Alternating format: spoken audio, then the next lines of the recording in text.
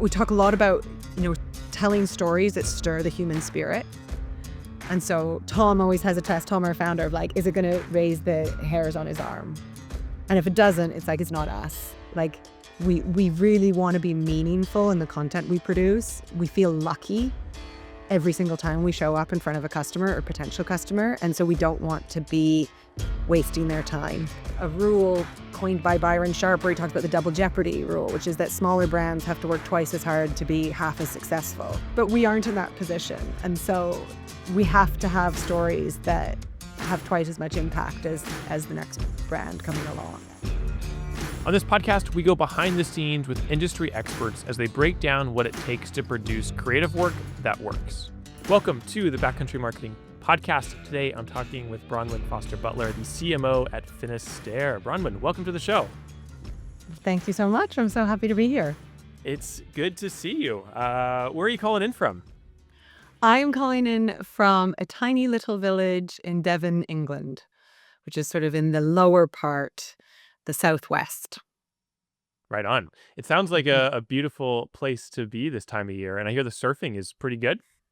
Yes, the surf has been phenomenal. The last week it's been a bit smaller, but we've had a really nice winter, a really great winter actually. So everybody's got that slightly exhausted look on their face, but we're pumped. Some icicles sprung up in their hair and their beards. Yeah, well, this week there was a lot of like the first bootless and hoodless surfs of the year, so everyone was pretty excited about that. I am just a baby beginner. I'm not even a novice. But I was in with a hand plane earlier this week, and it was still pretty cold, but lots of fun. Well, I'm excited to bring you on the show and talk. Today, we're going to be talking all about Finisterre and your guys' migration to North America. We're going to be talking about meta and advertising and the role of creative in it all. I guess first question to kick us off, and then we'll kind of dive into what Finisterre is, who you guys are.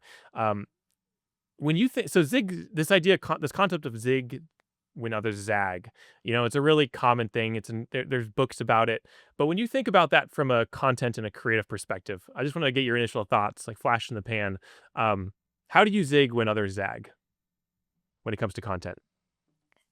I think the big test I always ask myself and challenge the team is, if we removed our logo, would anyone know who'd produced this film or this piece of content? And I think in most instances from content I see, there's very few brands for whom they've been able to build such a strong visual language or content language or code that test is successful. And even with us, I'd say 50% of the time we're not nailing it.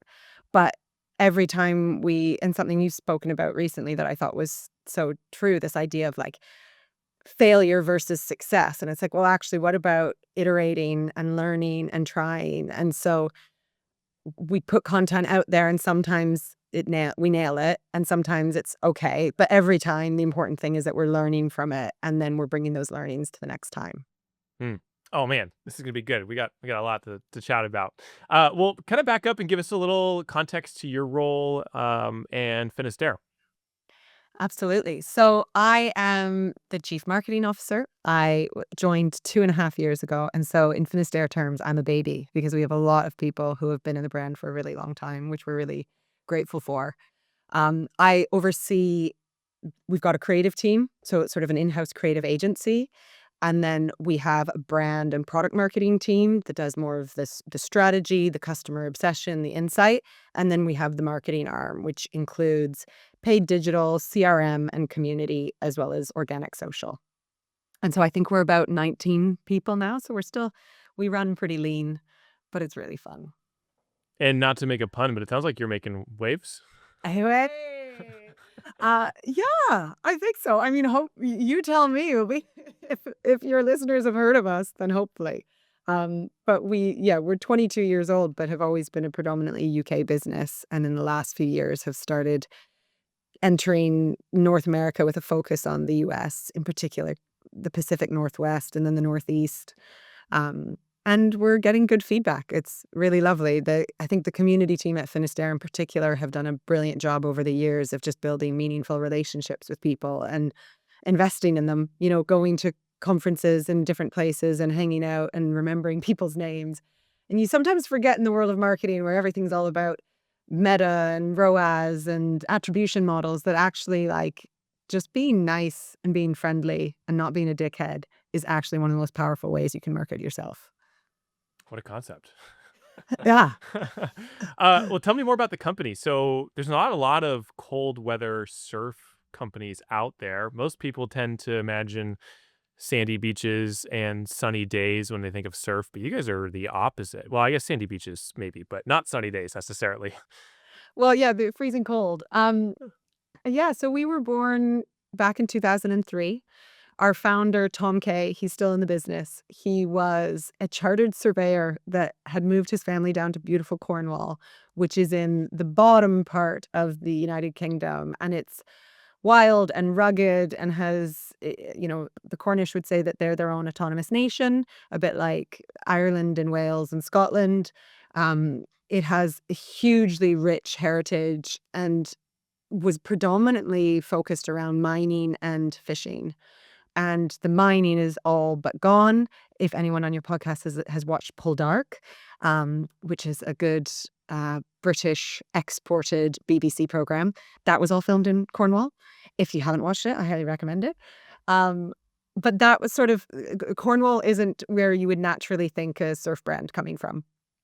But Tom he'd been living in London, was tired of that rat race, and so wanted to focus on creating a life for him and his family. And was surfing and was bobbing out at sea, and it was freezing cold and January, and he was waiting for the swell to come in, and he just realized that the surf industry as it was wasn't speaking to him at all. It was all about board shorts and bikinis and boobs, and it was about Sydney and California and Hawaii, and there wasn't anyone talking to this cold water surf community. And so this idea of, doing business in a better way and demonstrating that combined with this niche of cold water surf was where Finisterre came from. Let's talk about meta and advertising. And I'm curious, so maybe outside of current events, how is the company like? Do you guys you use Meta? What role does Meta play in your marketing and distributing your content? How do you use it? Because some people avoid it entirely, Mhm. some people boycott it, some people use it. What's your experience been with it? I wish we were in a position well, maybe. Do I wish we were in a position to boycott Meta? That's probably a bit of a strong statement. I wish we were in a position where we weren't so reliant on it, but we're a small brand, and we don't have the power of the brand awareness and just the scale that some of the brands that have been more vocal against it and Google.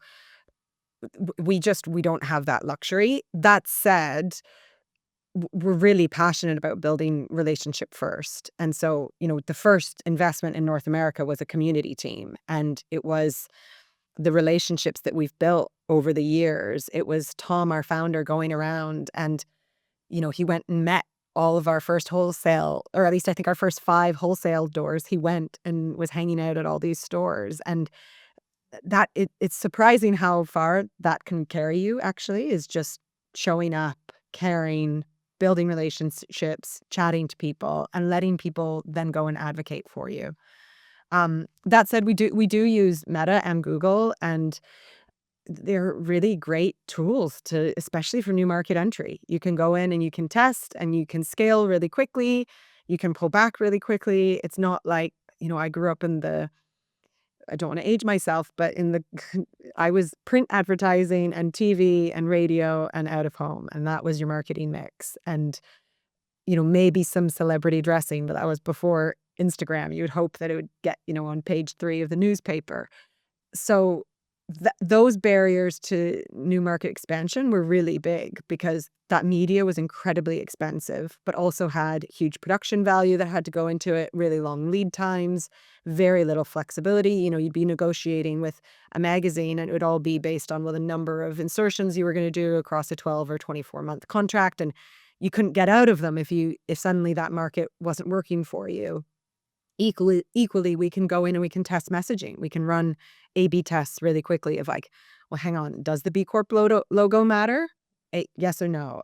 Does being Cornish or being global, what's more effective? So it's an incredibly powerful tool in that way, but it's also a very addictive drug. And I've seen a lot of brands just and marketers, it's so tempting to just be able to have an answer for everything and to be able to almost absolve yourself of the burden of making a decision by going, well, the data told me. And I think I get it.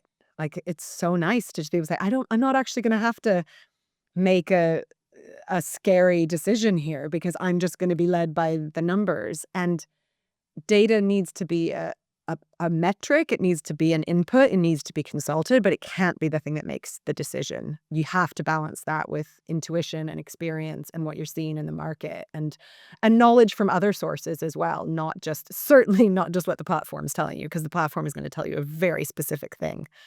Um, so yeah. Yeah, and so you were saying, and I was reading up on this. So it sounds like for a few years now, interest-based targeting on Meta has been changing, and actually maybe it's even gone now, or it's severely limited to compared to what it used to be. It looks like it's different in different countries. Tell me more about the role of creative now in your Meta advertising and the creative that you're producing. Like, why? What was required of it, and what is now required of it? Yeah, I mean, I remember setting up my very first Facebook campaigns back in I think the first one I built was in 2013 or 2014. Um, Meta didn't exist, it was just Facebook. In fact, I was at Burberry when Burberry was the very first brand allowed to advertise on Instagram, and I remember that was such a big deal. And I think Kevin himself approved the ad together with Christopher Bailey, our creative director at the time. It was this beautiful image, and anyway, so I didn't actually have to build that campaign, but I remember witnessing it, which was cool. And then I joined Lululemon, and I was the first person in Europe and helping build the campaigns over there and over here. And I got to go in and be like, "Well, what do we think our target customer wants?" Like, they're probably into sushi. Like, they probably also like these brands. They're definitely into yoga, so let's click all these boxes. And it would fun, and then it would just constantly you'd get this little rolling number of the number of people that you could target, and then you'd upload your creative, and you'd put in a little caption, and off you'd go. And for a long time, that was really effective. And then we also had incredibly rich data before the iOS changes and before cookies got more complex. And so you could feed your customer data into the machine and it was cheap and it was easy. And now that's gone. You know, the ability to share data with Meta and Google is completely different to what it used to be. And equally, like, the machines are smarter than us. And so, through Meta with ASC and Google with PMax, there's very little targeting you can give it. There is some, but if anything, you're better off letting the machine figure it out and then iterate and improve. And so that means that your only targeting is your creative. The way you show up, the message you're saying, that will inevitably reach the people for whom it resonates. But if you try to force that messaging on someone based on this like quite static idea of who your customer is and what they might be into, that first of all isn't effective anymore because of all of the change in data. But it's also this idea that, customers aren't actually very loyal. They buy from a lot of different brands. And you know, your growth is gonna come from having a lot of light users, not you're never gonna get a ton of heavy users. And I think a lot of brands spend a lot of time focusing on heavy users only, and then just talking to themselves over and over and over again, and then wondering why they're not growing. Hmm. And so you've got to get in creative that inherently speaks to who you are and who you're creating for, but don't limit yourself to only targeting one singular version of a customer or a community. Do you have an example of creative that you've ran and tested and been surprised by the results? Yeah. So, well, I think one of the biggest changes for us has been the importance of social first. So that has been a bit uncomfortable because, and I think, to be honest, I can see that it's pretty uncomfortable for most of the outdoor industry because nobody's really doing it particularly. Not that they're not doing it well, but I'm still seeing a lot of the outdoor brands cling to this idea that like high production value and really beautiful imagery is going to be enough. And it pains me to say it. And to be honest, the algorithm might change next week, in which case what I'm saying is completely wrong. But that just doesn't work on social like it used to. And again, you used to be able to pay for it to work. And it worked simply because the platform itself was doing a better job of finding the people more likely to be your customers and then following them across the internet. But now, um, the platforms just don't work that way anymore. And so we have gone on a big journey of self-discovery around how do we create content that's right for the channel. So what does social first look like? What does, creating ads that are effectively a UGC ad, or we shoot a lot on phones now. So on every campaign shoot, we have a social media creator who is there capturing everything that's going to end up on social. And very little of what we capture on our proper cameras actually ends up on social. And probably 50% of it doesn't even end up in ads, because we find that the social first creative is still what is most effective in the ads. And that comes with risks of, following the trends. Does everyone then just kind of meet in the middle rather than playing in the edges? But we've done a lot of work around refining what makes us distinct. What are those brand codes that we must always be present, even if it's a social first ad versus a high production value ad? And then also, what's the rest of the customer journey? So it might be that they come through social first ad that might make most creative directors roll over, like just want to die because it's so horrific and far away from why they got into beautiful outdoor advertising, or advertising the outdoor space. But then if they land on the web page, that's where you can have your beautiful content, and you can have an email, telling really beautiful stories. And I think email is such an underappreciated channel too, of like, if you really invest in your newsletters and you make really high value newsletters, you can build an incredibly successful business. And then you don't have to spend so much money in performance as well. So I felt like that was a very long-winded answer.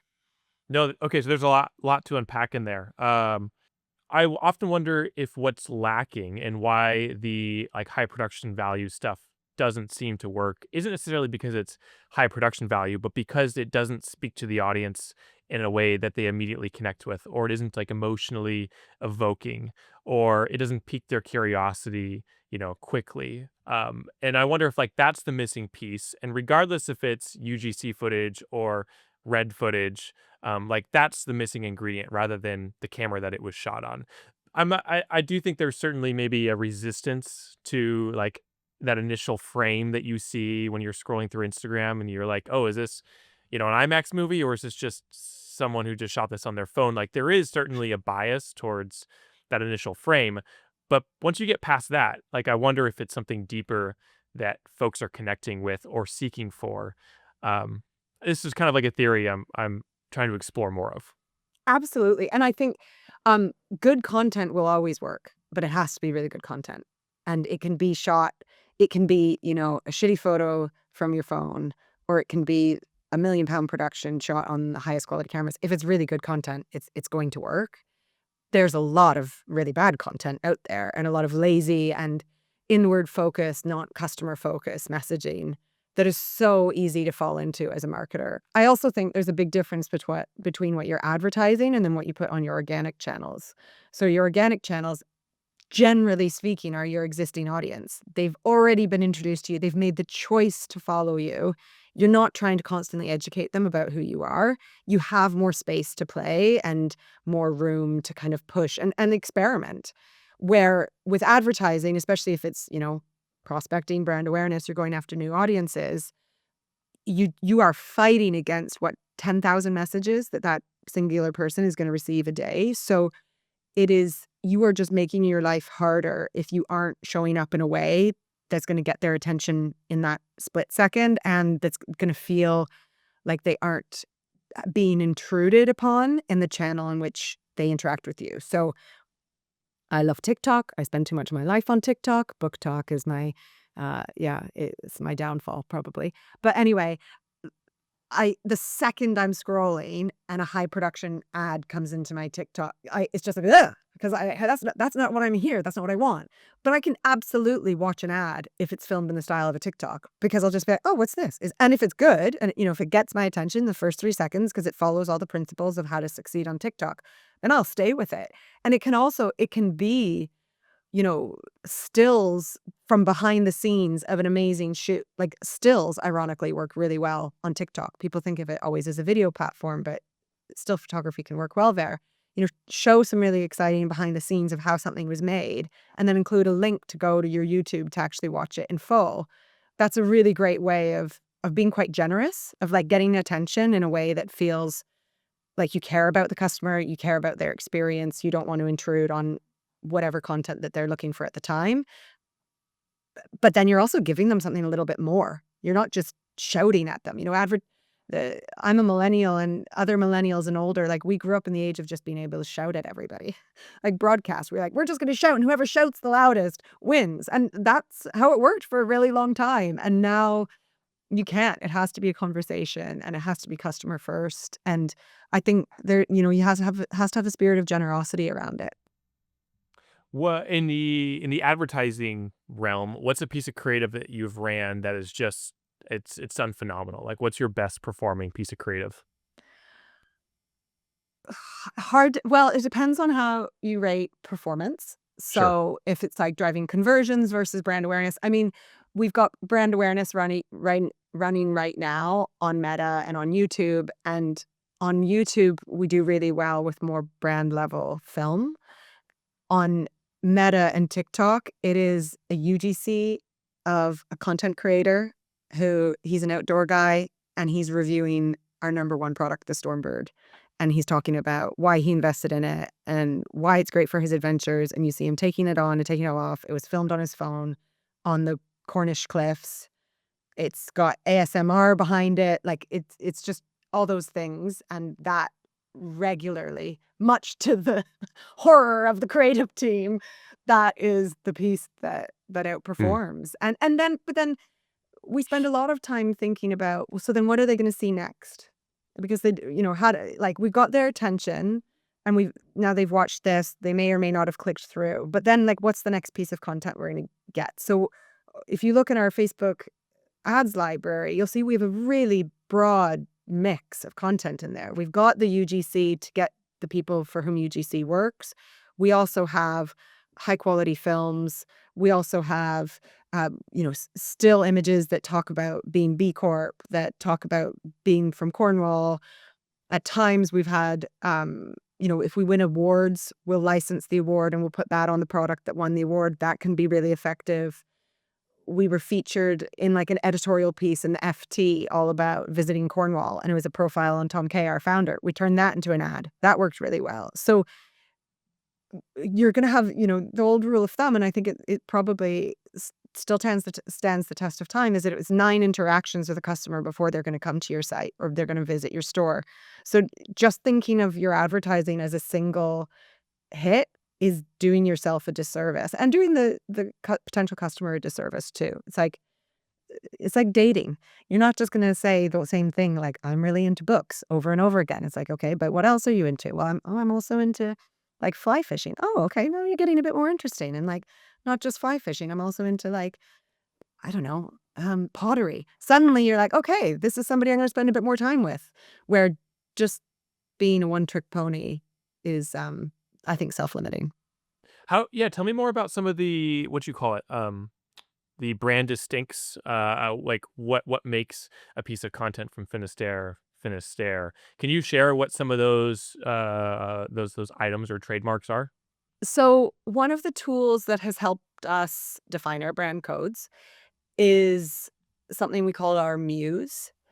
Full disclosure, I learned about a brand Muse when I was at Lululemon, and you can probably Google Lululemon Muse. It's been controversial. If everything Lululemon does is controversial, but when I joined back in 2012, what was so no 2014, forgive me. Um, I was one of the first people over in the European market, and Lululemon had a very decentralized model. So it was about hire great people, set them up to be successful, and then let them go. And I think it was what contributed to Lululemon being really successful, but also being really profitable because it meant they didn't have to spend a ton of money on advertising. They had people going out and doing stuff and advocating on their behalf. And part of how the teams were always set up to be successful was introducing a brand muse. And they had a male and a woman, a man and a woman. And everything that we did at Lululemon was we always asked ourselves, like, how is this adding value to our muse's life? Or what is our muse up to right now? Like, what are they doing? Now, the muse was we were very specific about who they were. They were very different from our customer. Your customer could be, we used to always say 16 to 65, but they don't want to be spoken to like they are 16 or 65. They whether they know it or not, they are inherently attracted to the energy we give out by designing for this, at the time at Lululemon, this 31-year-old woman. And so it was an incredibly effective way at removing personal bias, removing like, well, I prefer this and I prefer that, which you get a lot of in every team. And it was like, well, it's not about me, it's about our muse. And the Muse framework was really specific. So it was actually incredibly easy to make decisions because everybody would just have this really quick understanding of whether it was on or off brand for the Muse. And so now I think Muses work really well for smaller brands and for fast growth. They can be an overstrength, so to speak. So at Lululemon, a lot of why the Muses eventually were removed was that it essentially created a singular version of a white blonde woman and that was all that Lululemon was catering to. And whether that was through neglect or lack of understanding or just not having a very diverse team at all, or maybe just being the size of the brand, it actually had to become more mature and not use the Muse anymore. When I've now gone into smaller brands, I've always found having a Muse a really powerful tool because small brands have limited resources. We can't go after everyone. We can't have 5 different campaigns speaking to all these different people and creative that looks different. And also we have to really be careful with personal bias always influencing things. It's also a really effective tool with founder-led businesses where a founder often becomes the muse by default, whether they want to or not. And so how do you separate the founder from who the brand is for? If you build it around this personality or personalities, it's a really powerful tool. And so at Finisterre, when I joined, there was a big conversation around whether or not we could grow by being a cold water surf brand. And what I felt really confident saying was absolutely, because our muse, how we're gonna grow is by speaking to our muse. One of the things of which they do is cold water surf, but they're really multifaceted, and we're gonna define all the things that they do so that we have confidence when we do speak to these activities and these spaces at the periphery. We're confident in it rather than going, oh, but hang on a second. If we have to if we're cold water surf, we're only cold water surf. And it's like, well, no, but that's the spirit of who we are. That's in our DNA. That's a part of our muse's life, but that isn't the only part of our muse's life. And I think what we were able to rewrite a brand book and just really give the brand and everyone in it confidence that there's scope and scale within this niche that we occupy, but also it's not endlessly flexible. Like there are parameters that we have to stay within. And I feel like the team now, we're a lot quicker in determining whether we've stretched too far because we've got this idea of our creative muse now. How does that influence your emotional understanding of your audience and then allow you to produce creative that meets your audience emotionally? Well, and I think this is also an important distinction is our muse isn't our audience always. So Gotcha. I think one of the things that I've certainly grappled with in my life, but I often see marketers are having a tough time right now. There's a lot changing, and especially those of us that are now in senior positions, we grew up in a very different landscape to the landscape that's now. So it's a lot of unlearning and being curious. And I think one of the things that I don't know if it's a mistake or if it's because I'm in a smaller brand, but I often see this idea of brand and marketing overlap, and Hmm. they're two different functions. And our muse is our brand. They're who we create for. our marketing is who we're trying to reach. And when it comes to like new market entry, we also have a layered approach. Like the first customers we're trying to reach are going to be the closest living versions of our Muse in any market. But the fact of the matter is that is going to be a very, very small group of people. New market entry, we definitely are targeting, like brand and marketing are pretty overlapped at the beginning. But as that market matures, they become two quite separate entities where on every creative brief we write, we go like, what's the Muse insight? But then we talk about, but who's the target audience we're trying to reach? And so a Sure. great example for that is um, we create a lot of content around ocean activism. Because to your earlier point, some of our brand codes, for us, we are an ocean, we are a coastal outdoor brand. We are not top of mountain, which is what a lot of other brands are. We were born from the sea, born from the coast. And so ocean is where we focus our activism. There's a lot of other amazing causes out there, but where we're going to focus is on saving the ocean. And so when we're creating our Muse is an activist. So they're going to know, they're going to be pretty up to speed with what's happening with ocean health, with what's happening with the issues with bottom trawling and deep sea oil exploration, et cetera. So, but our target customer probably isn't.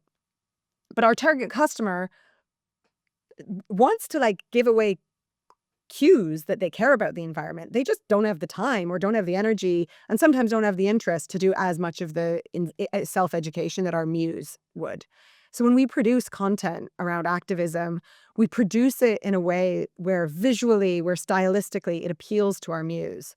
But the messaging and what we actually do is going to be really, it could be really entry level. So it's like, okay, how do we introduce people to activism? Or maybe not even say activism, because that word can be a barrier. Like, how do we introduce people to understanding more about what's going on in the ocean right now? Or in the UK, we have really big issues with sewage in the sea. And so how do we speak to a lot of people in a way that is going to resonate with them and not feel exclusive or not feel um, like there's shame attached to it because they're not in the know, and instead really invite them in and try to get them to engage with the content because we're meeting them where they're at. Does that make sense? Yeah, it does. You mentioned that sometimes in your briefs you'll pull a Muse insight and incorporate that and kind of anchor your brief. Can you have an example or anything you can share? Yeah, absolutely. Absolutely. So every brief template has what's the Muse insight. Hmm. So whether, we are preparing for autumn right now, and our brand manager, she'll have spent time going like, what is our Muse up to? So what's happening in the world? What sports are they going to be doing? With autumn, they're going to be really excited that the winter swell is on its way. The beaches are less crowded. They're going to be going back to their favorite spots because the tourists have left.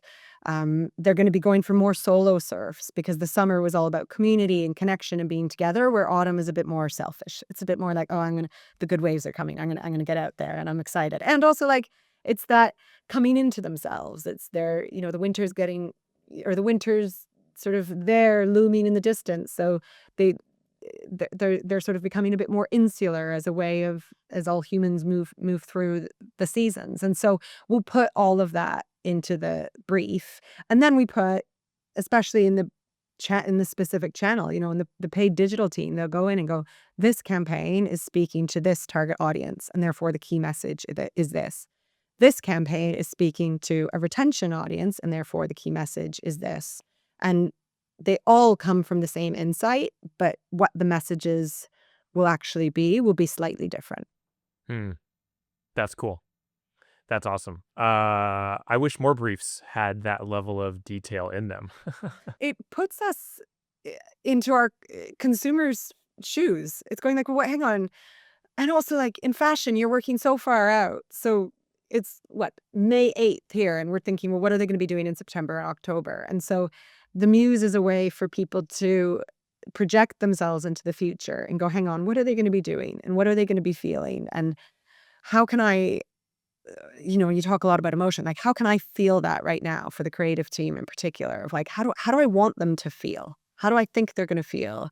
What message? So is it about coziness? Is it about warmth? Is it about that was like the first feeling of the cold northerly wind? Like, how do I bring all of that into the creative expression that then Mm. answers the brief. But I love what I've been hearing about what you're doing with the pivoting to the creative studio, because I feel as though it really resonates with how some of the best brands in the world have been built, is that deep understanding of the emotional connection they have with their customer, but also like it goes beyond the surface. It's not just, oh, you're making a raincoat so they don't get wet. It's you really want them to live a meaningful existence. And how does the content you create add to that? Yeah. Well, it's, I kinda like I think of it like the proof is in the pudding or the rubber meets the road when it comes time to produce the content or make the brand film or, you're building the website. Like, that's when all of the issues, if you will, are exposed when you are realizing, "Oh, like, what is our brand? Who are we speaking to? Who is our audience? What is our muse? Why should anyone care?" Um, and that's what I've seen so many times is, like, we get a brief and there's not substance, there's not differentiation, and it's been tough because formerly as a production company, we're like, "Well, we can't really influence these things Mhm. upstream. We're so far downstream, and we kinda gotta, respect our place in the process."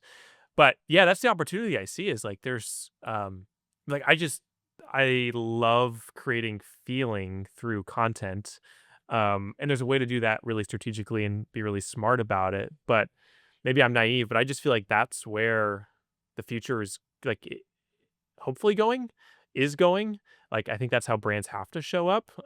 Not every time, not everywhere, certainly. But I love that insight about, we want like our audience wants to live before they die. Like that's so good.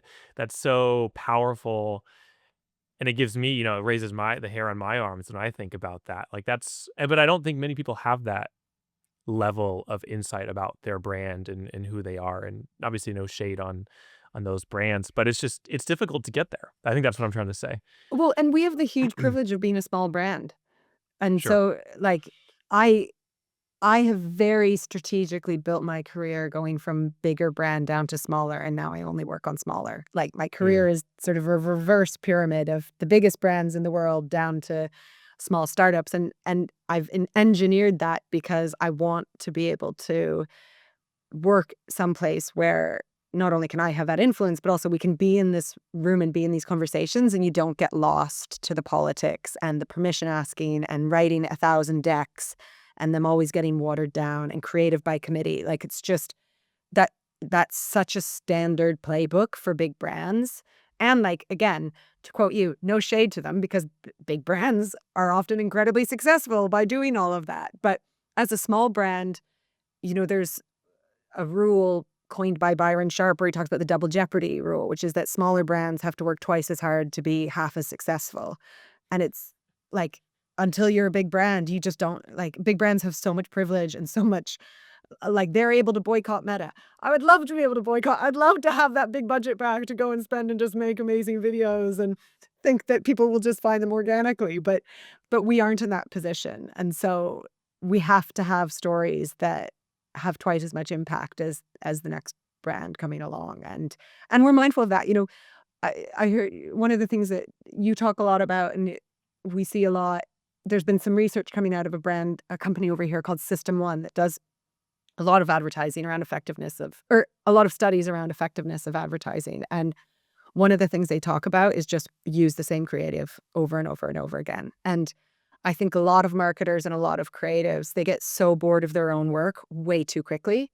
And mhm. it's like you can produce like I think there's also so I think people get bored of their own work also because it can be hard to birth it. And then you get it out and you're like, I'm done.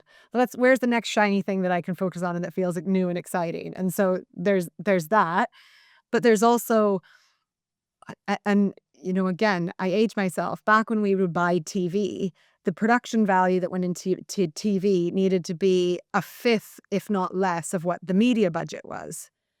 And I think I see a lot of brands producing beautiful content, and then they don't spend any money marketing it, or they don't spend any time. They get it up on Instagram, they put it on YouTube, and then a month later they have something new. And it's like, well, hang on a second. That works. There's a few brands that can do serialized content really well. And again, they've got the money to do it really well. But especially if you're a smaller brand, you have got to milk that thing. Like, get it out there, spend 12 months putting it on the road, keep it like one of our most successful meta ads is 3 years old because it just keeps working. It's like a really cool, it's our head of design. He's a really cool looking guy, covered in tattoos. He's in Scotland. He's using a saw and he's sawing a log. And that sells more knitwear for us than any other new ad we could create. So we just keep it going because it's like, why not? But, there's always that appetite of like, oh, but we need something new and we want to go and do this shoot and all that. And budgets are getting harder. So I would encourage brands as well, especially smaller brands where resources are constrained, to just milk your assets. And you are going to be so much more tired of them than your customers are. And don't underestimate the efficacy as well. Like, people can watch it more than once, and they're not going to be offended. And the reality is they won't remember. They won't remember. I know. It's so sad, but true. Yeah. But true. Where do you feel like the world of content and where do you feel like it's going? Where do you feel like it's headed? Oh, where I think it's headed versus where I want it to go. Two Where questions. no, be honest. Where do you think it's going? Well, I mean, AI is here.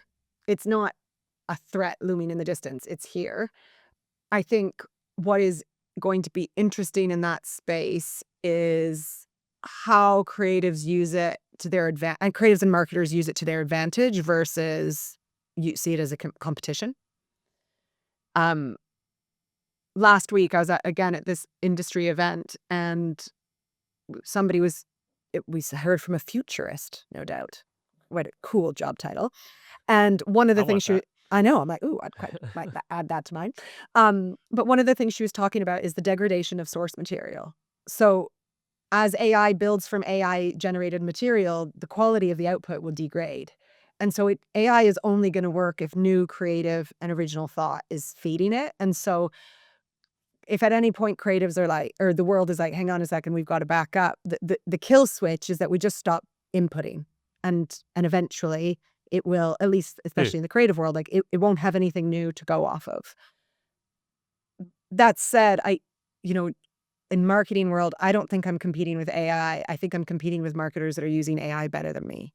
And so how are we in the team using the various tools to get rid of annoying tasks, or to find information really quickly, or to synthesize documents, or to check legal things, um, you know, to create SEO copy that doesn't require craft, but gets it means our copywriter then has a lot more time and space for the creative writing that they need to do.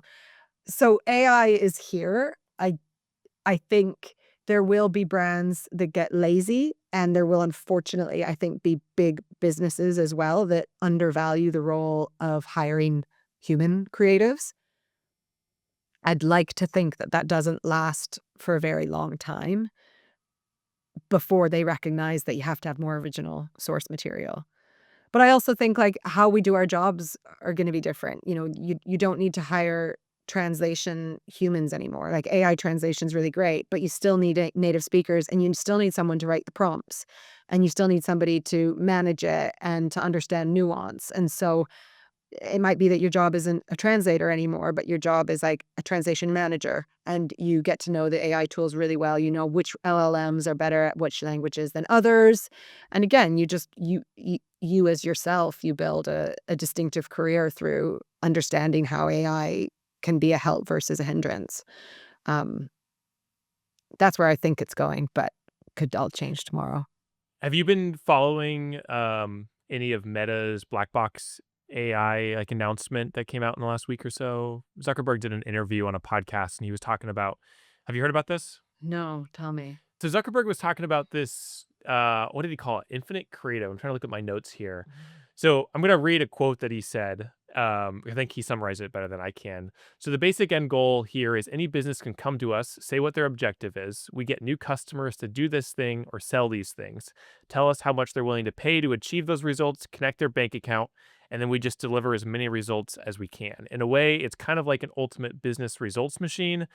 I think it'd be one of those most important and valuable AI systems to get built. So what he's proposing is you feed Meta your goal, and then this black box will develop creative, thousands, millions iterations of creative, and then take over all of the testing, all of the placement, all of the refinement, um, that humans often do. I have a follow-up question based off of Mm. this, but I'm curious how that what you think about something like that. So I think two things. First of all, is on the creative. Some brands can use AI generated creative because it works for who they are authentically as a brand. We would never, because part of who we are as a brand is that we are shooting real people doing real things, and you can't. No computer could do that in a way where it it feels as real as what we're able to achieve. Also, because so much of what we do is the storytelling around how we achieved this amazing adventure to the Outer Hebrides or to, I don't know, Newfoundland or Alaska. Like, we're telling the stories of making it, and that resonates with our customers just as much as the end result. So, on the creative side of the actual generation of the imagery and video, for us, that wouldn't be something we needed. If we could feed it in and they could resize it, great. Like, I'm sure even our video editor would be, woo, I don't have to resize anymore. Like, that's handy. Um, I think the challenge is going to be that humans aren't very good at prompts.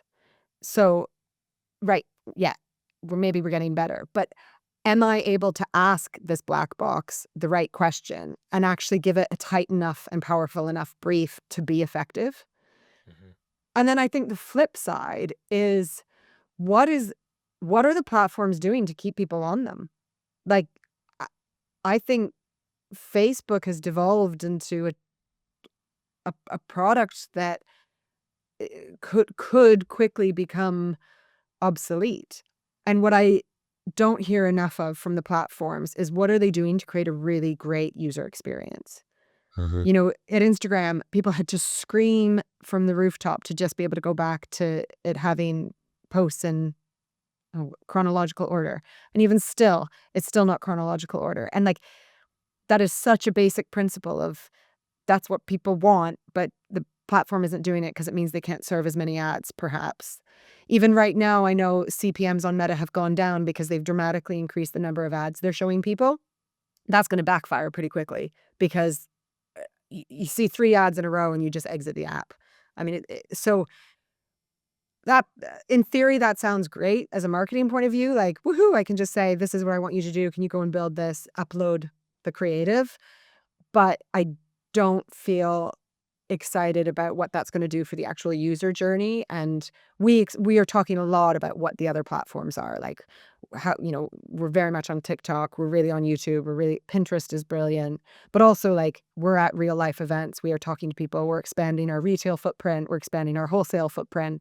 There's so many different touch points in the marketing mix that you need to consider, and my concern about Meta is that they're focused too much on generating ad dollars and not enough on actually just retaining users. So here's my hypothetical situation. Let's say I don't know, doesn't matter what channel or what social feed you're browsing through, but you're scrolling through and you see a photo or a video of it's clearly been labeled AI generated. So it's pure AI. This was not shot on location. But let's say an identical reflection of a surf break that that you've surfed before, that you've felt, you've experienced, and the reflection of that real life moment that you've experienced is portrayed exactly as if it were just a real photo taken in that real location, but it's just all Mm. AI. And if you knew it was AI, would that bother you? It would bother me. I think controversial opinion is I don't think it would bother the majority of people. Mhm. I think, we operate in the sustainable outdoor space. That is a very privileged, wealthy, white space where usually left-leaning like, it's a pretty non-diverse group of thinkers and customers, and I had this experience at a previous brand I was at called Pangaya, where their whole principle was it were material science brand, the most sustainable brand in the world, and they sold almost $100 million worth of tracksuits because Justin Bieber wore it and the Kardashians wore it. And what people weren't buying the tracksuits because they were sustainable. They were buying it because celebrity was were wearing it. And I think what was actually great is we talked a lot about we don't care. At Pangaea, it was like, we don't care if they're not buying it for sustainability reasons. They're still buying organic and recycled cotton over a poly blend. That's better. So let's and I think that was actually um, a really refreshing thought of we're not going to change the world by preaching to the converted. And I think advertisers and the outdoor industry will be doing themselves a disservice if they think that the majority of people will care. My instinct is that, a bit like sustainability, they might say they care, but when push comes to shove, if the price is right and the product is right and they like it, they'll probably buy it. It will turn off some people. I wouldn't. It would annoy me, but Yeah. I know I'm very much in my own echo chamber. Well, it just seems it would kind of erode like the core of what the outdoors is, right? It's yeah, as you said, it's real people, real places, real experiences. But yeah, I've been thinking about that hypothetical situation myself of like, oh, if I was in that, like, how would I respond? Would I Mm. how will other people respond? Because that's gonna happen. That we will reach a time when an ad or something is displayed that meets those that criteria. And yeah, I wonder, like, what will people Yeah. do? Well, and I think it's like, what's the biggest outdoor brand in the world? I'm guessing North Face. Yeah. Like, I don't know by revenue. but let's assume it is. The vast majority of North Face customers aren't spending time in the great outdoors and probably wouldn't care if it's an AI generated image. Their athletes will care, their team will care, and I would say it would probably be a slow, long death, but it wouldn't be overnight that everyone would be in uproar. But it might be a similar path that many or a few outdoor brands have gone when they've kind of lost their way, they've lost their Yeah. core, they've lost their essence. Yeah. It might be a similar path. Yeah, definitely. I do think it would have that negative trajectory at time, but I don't think it would be. I mean, even look at, Nike times Skims, like the Nike share price shot through the roof, even though I know people at Nike and they're horrified that that's what they're doing. Most athletes, quote unquote, are sort of like, hang on a second, they were all about women's empowerment. And now we're working with somebody who doesn't, I mean, people might have different opinions, but isn't necessarily a great feminist. Um, but my God, people were hot for it. Same Skims Yeah. and North Face. It sold out in about 2.5 minutes. So North Face have done a lot of work this year. You can see they're repositioning their brand. Same with Arc'teryx, same with Solomon. I think they've all had this big gorp core and streetwear surge, and it's so easy to kind of lose yourself in that for a bit. And you can see that they're all pulling back to their core. Um, but I also don't necessarily know if pulling back to their core is commercially, like, if it's having a commercial impact yet. I don't know. Well, as we start to wrap up, what's one of your biggest failures or lessons learned on the job, you that you think about, that has really, I don't know, changed how you do your job, how you think about all this stuff?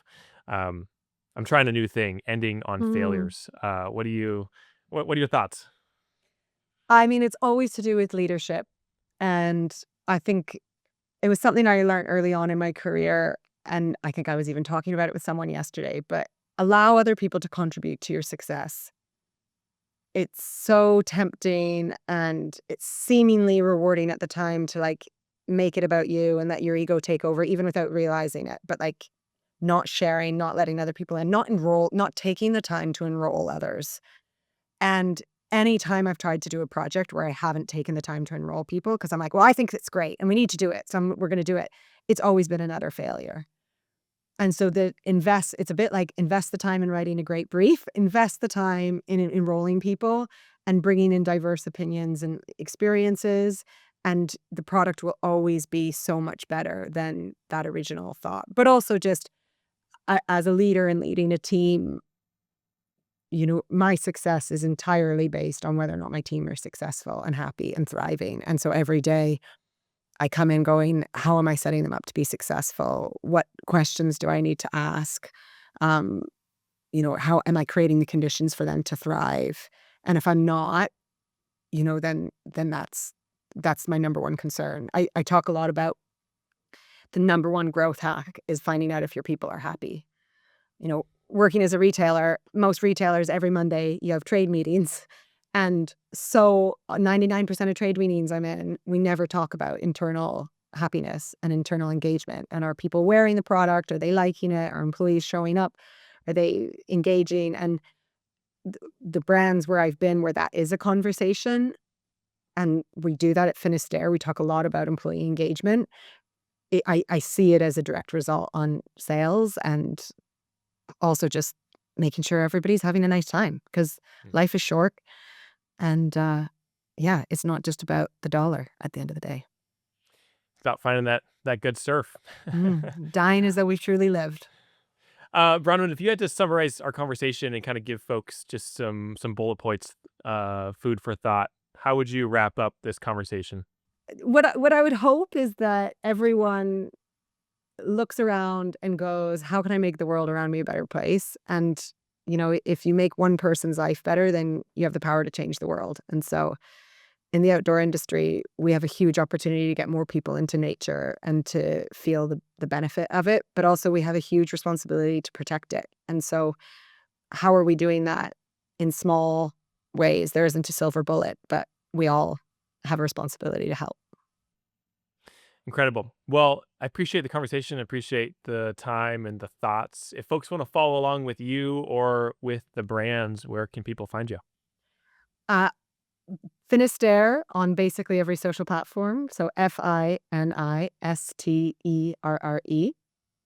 then I'm Bronwen Foster-Butler on LinkedIn, and I'm Bronwen FB on Instagram. And I'm mostly just a lurker on TikTok. So yeah. Unless you're on Book Talk, you're not going to find me. All right, Bronwyn. Well, have a great rest of your day, and thanks again. Thank you, Cole.